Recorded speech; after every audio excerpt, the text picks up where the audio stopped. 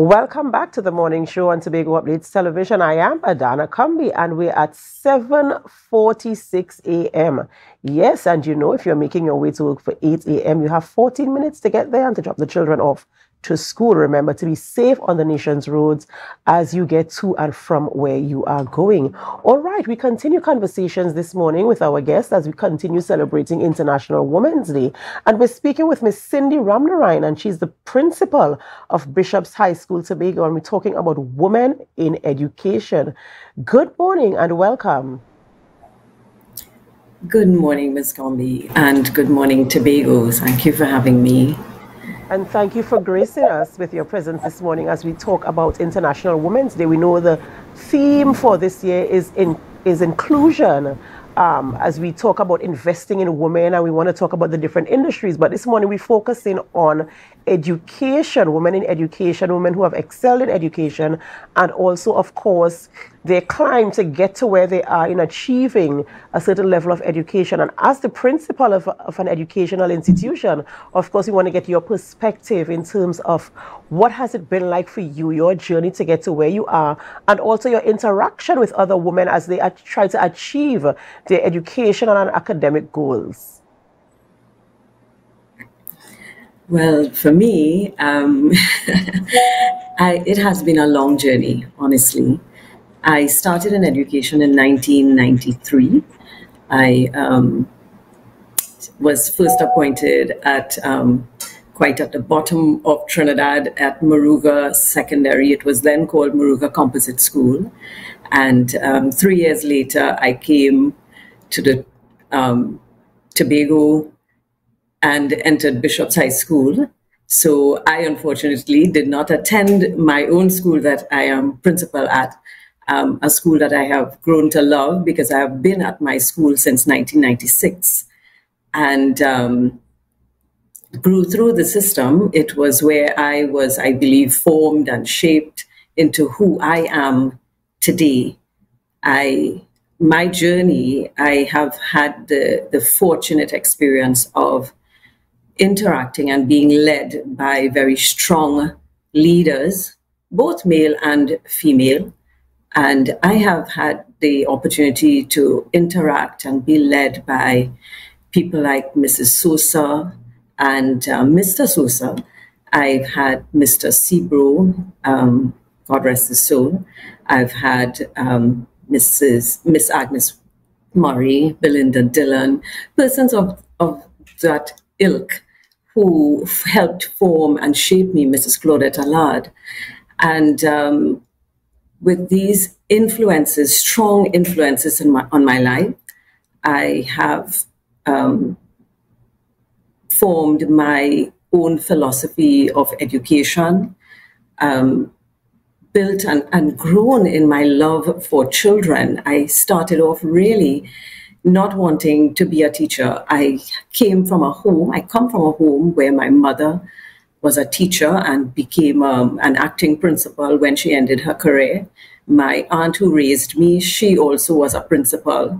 And at that point, with them raising me, I decided, teaching is not for me at all. And I did run from teaching. I was called at least twice before by the ministry to come into education. And I said no. And even my mother was, what are you doing? You know, you don't say no because they will never call you back. And lo and behold, they kept calling. So I eventually did accept, and I never turned back. I remember saying, all right, I'll stay for a couple of years. And it didn't end. I have grown to love children so much. And the joy is really in working with the students and seeing them grow, seeing them blossom, seeing them grow up. I will now say grandchildren at Bishop's High School because it's the children that I taught. Their children are now, at school. I don't know if I'll be able to stay in the service to see great grand, but it's quite possible. Yeah, and it's really a joy when we see our students go out and excel, go out and find themselves. And the one thing I've learned is you never, never give up on students. Never. You go down with them to the end. And sometimes the not giving up doesn't mean always mollycoddling and that kind of thing. Sometimes it is even painful to yourself, even as a teacher, as a principal. Sometimes you have to make very painful decisions, knowing that the lesson is what is most important, and the long-term vision for the children is what you always have to keep in sight, not What I can just say the to this, sorry to cut you off, but what I can say to this also, it also helps because you come from that background and because you've had that experience. And this is something, as we're talking about investing in children and being the one to, to steer them and to stick with them, something we always talk about on this program is investing in our young people. And as you rightfully said, it's not just about the mollycoddling and making them feel as if you're always supporting their decisions, because sometimes they make bad decisions. Even we make bad decisions. And we need that person to be there, to correct us, and to redirect the way we would think, and we will decide and make decisions. And and so this is really, really good. A real educator, a good educator, a good mentor is someone who actually does that, who sees the wrong and tries to channel the energies of the child into the right direction. So I want to say thank you so much to you for sticking in and for accepting the call to be an educator and for climbing through the ranks of where you are right now, and for inspiring so many young people, and for also helping them to find purpose. Because what a young person really wants is just that one person to show some measure of support, or to show some measure that they care, and to direct them and to help them with the challenges that they face. In terms of education for a woman, from a woman perspective, how important do you think it is for a woman to be educated to the highest possible degree that she can attain, especially to find her space in the workplace, or just in general to have that education behind her name? I think it is a crucial part of our lives as women to invest in ourselves, because when we invest in ourselves, we are investing in building our nation. And as women, we become the mothers. We take care of our children. And we are the first mentors, as you say, of our children. They grow with us, and they traditionally grow closer with mothers, not always so. And I am not one who purports that it is only the women, that we all have our role, men and women, and very important roles both. And there are roles that neither can replace from the other. I do believe that. However, as women, we must take care of ourselves and take care of the future. As I just said, the first mentors, the first caretakers, the closest ones to our children most times.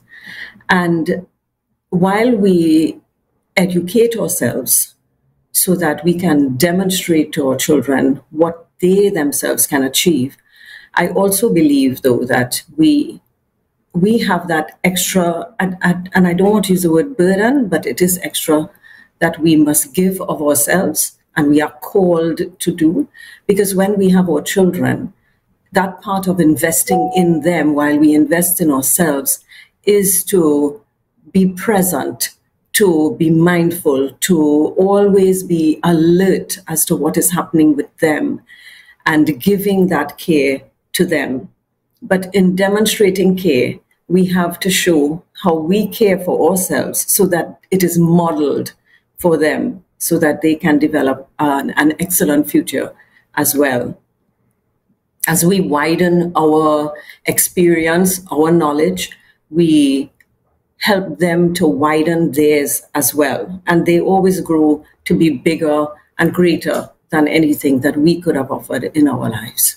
Absolutely well said, and totally agree to your perspective there. Of course, women educating themselves and creating a better them for the persons who depend on them. Well, us, I should say, because I too am a woman.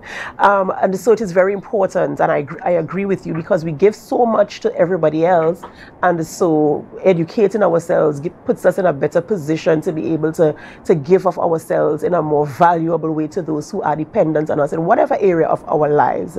Miss, I want to say thank you so much for joining us this morning and for bringing your perspective, and also sharing a little bit of your experience, and even encouraging women out there who are listening to this program, and also giving the flowers to those who, who brought you up in the system as an educator and who has helped to form you to be who you are today. So I want to say thank you so much for joining us and coming on here and sharing Happy International Women's Day to all our women viewers. And I want to say Happy International Women's Day to you and to all the women in education right now in Trinidad and Tobago. Thank you so much for joining us this morning. Ladies and gentlemen, we've been speaking with Miss Cindy Ramnarine, and she is the principal of Bishop's High School, Tobago, talking about women in education. And before we go, of course, I too want to give some flowers to some female teachers who have influenced me on my journey as well. Some of them are no longer with us, but I just want to say Happy International Women's Day to them and their children. And just to give them their flowers right now, Cynthia Lyons, I'm going as far back as primary school. Yeah, she's passed now many years ago. Miss Coppin, that's where I started off, and I just want to say kudos to those women. Shirley Bob, she was a teacher also at my primary school. I'm going far back. Yes, I want to give them their flowers because they've made an impression on me, as well. I want to say Miss Erna Austin. Oh, thank you so much, Auntie Cheryl Duncan. Thank you so much, Auntie Kenneth, who has passed. Thank you so much, and Happy International Women's Day, even to my female lecturers at university, Bertha Chin. Thank you so much. Thank you so much to all the women who have played a role in my life. Some of my classmates, Christina Onodi, good morning and Happy International Women's Day. Cyan Thompson, if you are listening, Happy International Women's Day to all of you. I appreciate you all. You have contributed to who I am today. And last, and of course not least at all, my mother, Adanna Combie. Thank you so much for all that you do and for the example that you set as a strong woman. Thank you all. Happy International Women's Day to all our female viewers. Men, we love you too, and we thank you for the support you've been giving us. And we just want to say, continue to be there for us as we continue to be there for you, our families, in our schools, in our workplace, wherever we are. Happy International Women's Day to all. This is where we end the morning show on Tobago Updates Television, but we do not end our programming here. We continue on with Tobago Notes, and then we head on over to GMT with Candice Jackson. So we ask you to stay with us. And as you stay with us, we invite you to share the live, share the live, share the live.